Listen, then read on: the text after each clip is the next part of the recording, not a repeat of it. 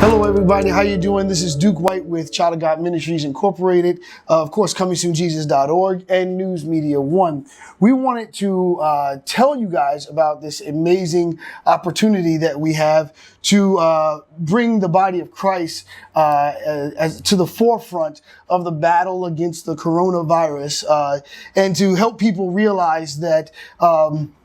But one of the things we really want to do is just honestly show the value of the faith-based community, and that we're here to help the CDC, the Virginia Department of Health, as well as FEMA. And so one of the things that we're doing is we created like a faith-based task force of pastors to open up their facilities, open up their parking lots to say, hey, we are available for the CDC, for FEMA, and for the Virginia Department of Health to use. One of the reasons why we wanted to do this is to ensure people that there's no evil plot of the government trying to take over. We wanted to, increase confidence in our health department, increase confidence in our communities that people are safe, and to make more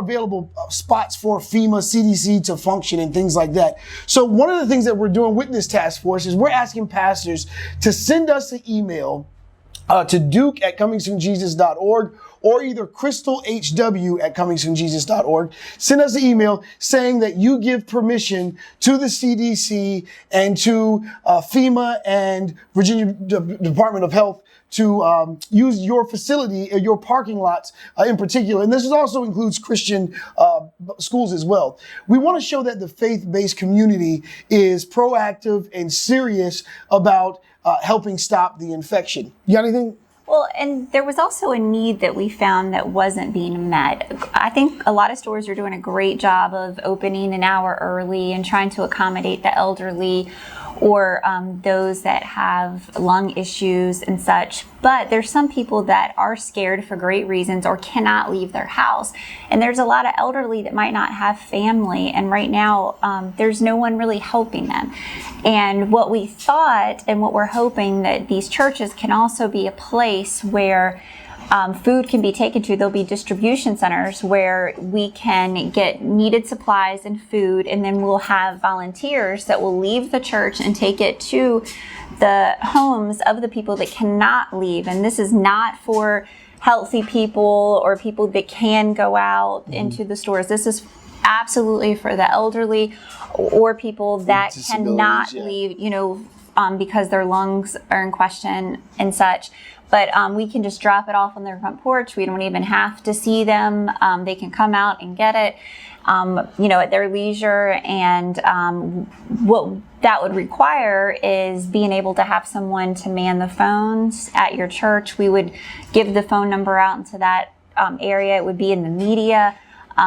We would have a list of churches that the elderly can contact in the area that would, that they can count on, that they can go to, because right now it kind of breaks our heart that there's so many elderly out there that have nobody to count on. And so we're really trying to fill a need as the body of Christ. And what we're asking is for churches to adopt neighborhoods within a 5 to 10 mile radius of their neighborhoods. And what we're doing is we're going to create a network between grocery stores, stores that have resources, connect them to the churches, use those churches as distribution centers. So realistically, there's two types of churches that we're asking for participation. There's certain churches we're asking to be centers where people can come and get tested for FEMA, Virginia Beach Department of Health, and of course the CDC. So there's testing churches that are going to open their parking lot for testing, and then other churches we're asking that they open up to be distribution centers, and of course to have volunteers for the elderly and things like that. And like she said, we're going to have a phone number of the churches, a list of the churches that that are participating so people know how to get in contact with them. Again, it is so important that you understand that we know that a lot of people are afraid of what's going on, and we're asking, don't be afraid. The church is here to help. The body of Christ is here to make a difference. And then we want to... This is something new. Usually, if you're out of food, you can go to a food bank. You can go stand in line somewhere. This is kind of new. And for the elderly, it's very scary and it's dangerous. And a lot of food banks have already closed. I've met with several pastors today and several Christian schools today, and they were already definitely on board. They want to be a part of this. But they were shocked that a lot of the resources that are normally available are not available, that have closed down because so many people didn't know what to do. And we are asking that you share these videos to pastors in other states. This is not something that we just want in Virginia. This is something that we want everyone in other states to follow suit. So this is a nationwide communication. If you need assistance in organizing and figuring out how to put things in place, we'll help you and come up with some ideas to help you put a system in place that can connect you with the CDC, your Department of Health in your area. And of course, if you're a pastor and you're trying to figure out what can I do to make a difference, please contact us. You can email me at duke@comingsoonjesus.org. We will get back with you personally. This is really a great need. Like his mother is elderly. Yesterday, my mom was scared to even walk into the pharmacy to get lotion.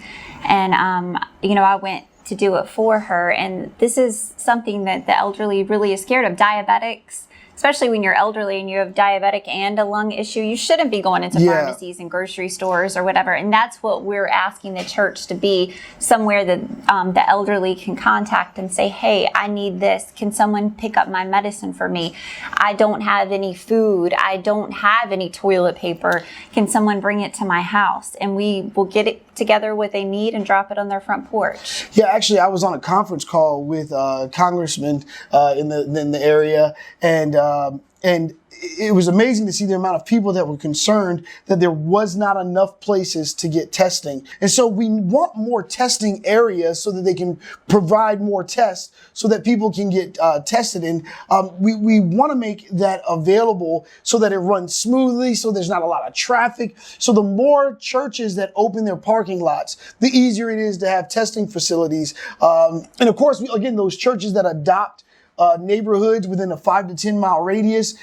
Please, if you know your pastor hasn't seen this video, share this video to your pastors. Show them that there's something that they can do that's proactive. If you feel like your church parking lot isn't big enough, open it up as a resource distribution center. Email us, let us know that you're on board. We will put you on the list for the nearest Walmart or nearest store that's in your area so that we can let them know that you're available, and they'll just come by. We'll set the whole thing up where they come by, drop off food and resources for you guys. A lot of these businesses already have nonprofit programs that's set in place for you guys to use, for them to use. And so there's systems that are in place that we can use. It's just that people have to be creative in how to be effective. And of course, you're still going to abide by the guidelines, less than 10 people. So if people are volunteering at your church, of course, we're not going to ask to do anything beyond what the government's already asking you to do. So we're never going to ask that. But we are, one person or two people answering the phone at your church, a few people at a time getting together, food and boxes and going and dropping it off on front porches in the area, that sort of thing. And then if, to be a testing center, that's nothing you really have to do. That you just have to say, okay, you can use my property for that. Yeah, and what I'd like for you guys to do, if possible, make sure you send emails. When you send the emails granting permission for the CDC, Virginia Department of Health, or whatever Department of Health in your community, CDC, FEMA, open up, say, you address it to me, and you grant permission to these organizations to use your facilities, but also send a picture of your parking lot so that people can know, so the CDC, FEMA can get an idea of how they want to set up. We want this to run as smoothly as possible. And the cool part about this is it's really going to show how proactive in the faith-based community can be in times of crisis. Make sure you wash your hands. Make sure you a couple times I wanted to touch my face just right here and there, and I was like, oh, I better not do that. But so make sure you wash your hands. Try to keep your hands out of your face and all that stuff. Be careful of where you go, and cover your mouth when you cough and sneeze. But also watch surfaces like at gas pumps. I think you were telling me, how long did you say it could sit on metal or something like that? Oh, yeah, That it can for pass through quite a metal long for time. was it 2 days? Yeah. So 2 days it can be on, so someone could have it and not know it. We're trying to make it where you guys can get tested. The more people that send us letters, it doesn't matter where you are in the country, just send us information saying that you're opening up your facility, your church. It doesn't necessarily have to be a church. If you have an office building or something like that, that you're willing to do that.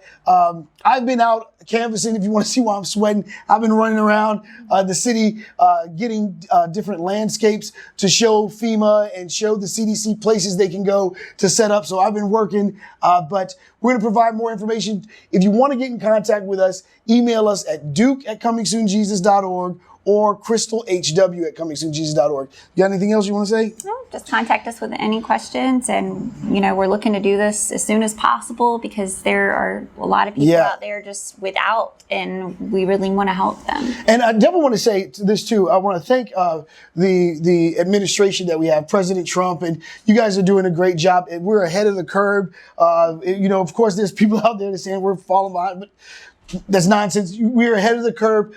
Together, nothing can stop us. We got this. We're gonna unify. We're gonna connect. We're gonna make a difference. We're gonna beat this thing. We're the children of God, and so we're gonna do what we do. But I want to say thank you to the President Trump. You guys are doing a great job keeping everyone calm, and also Madison Downs.